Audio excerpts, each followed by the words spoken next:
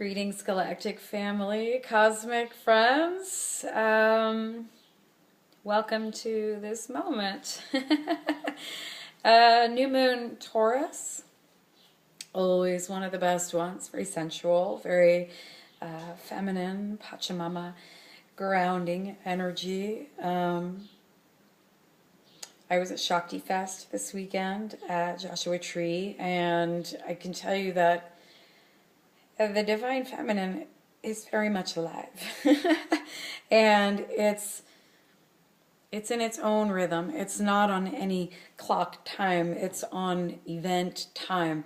And it's very much how I live. I don't really spend a lot of time with clocks and schedules. It's a very strange, weird thing, I know.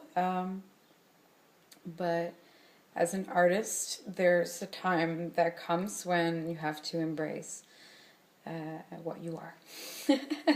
And during Shakti Fest, I want to just share a few of my experiences. One of them was the idea of yin energy like a river, as opposed to ocean or waterfall.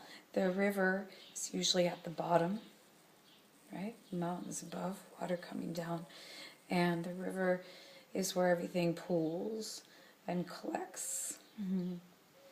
Right? And goes right into this Mercury retrograde, which is a time to reflect, explore, right? Not necessarily question or wondering about the how, because that can be very mercurial in itself, but more like returning to your emptiness. For example, what if you put down all the books that you were reading and all the articles and then decided to create something? And that creation comes from emptiness. The emptiness is the I am. It's the eternal, right? The bliss part. So going into that reflective, yin, sensual, collecting, right? And then exploring in there. And the Venus energy holding us through the month allows this a more perhaps, let's call it seductive, yeah? But in the way where, sorry, in the way where it is teaching us how to be devotional in our attitude. The devotion is a tricky word, right? It kind of goes with worship, but not really, because devotion has to do with the heart. It really doesn't have to do with following anything except the unknown, just being in the unknown, and where can I pour my love? The devotion is the direction that you're pouring your love into.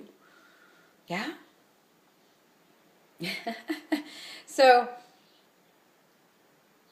divine feminine, yin, resting energy, playful energy in the unknown. Yeah?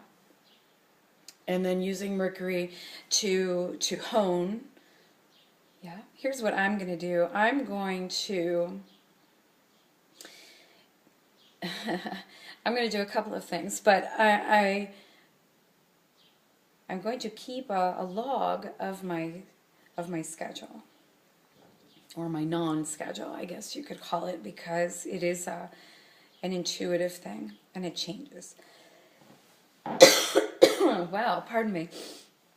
It's dry in the desert. I don't even have water. Anyway, let's just finish this. The intention is to record my time and see how I use it. And as an artist, I often feel guilty because I have to periodically do nothing. Because the emptiness is where something is always born. So it's very important for me to keep going into emptiness. and then dancing from the emptiness, right? So I also heard it was really helpful for other artists and people who are not artists, I guess, who want to be more creative, to see people in a more creative flow and how they work with time. And then on top of that, I'm going to add another layer of breath.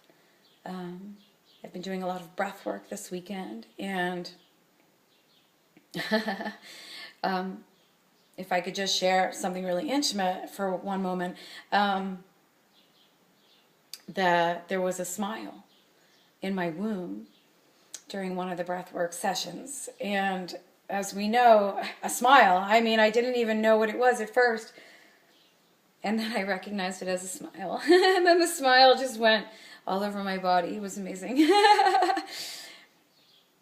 But the womb is the second chakra. It's the hada. It's that generative force of creation.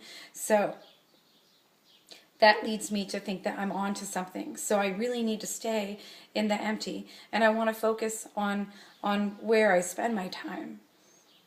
And maybe I will discover some pattern there about myself, about how I work, and how I can help people in their flow too.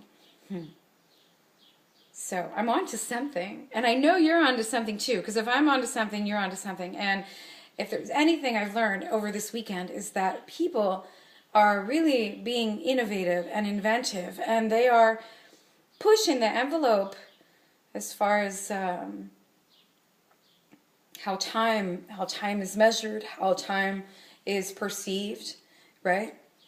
That's the other layer I'm going to add to my, so I'm going to record what I'm doing over the Mercury retrograde. I'm going to record my activities, and then I'm going to add the layer of breath. So breath as time, right? It's said in the Hindu scriptures that we only have so many breaths in this lifetime.